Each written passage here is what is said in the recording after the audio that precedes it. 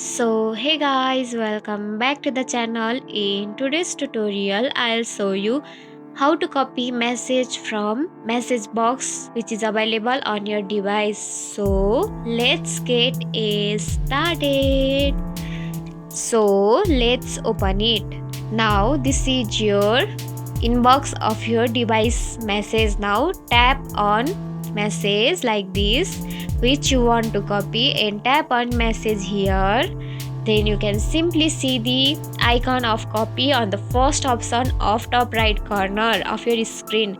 So tap on it and see how easily you have successfully copied message from message box which is available on your device.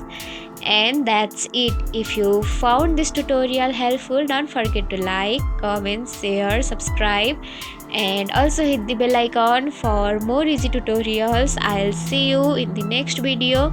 Till then, bye bye, take care, have a great day.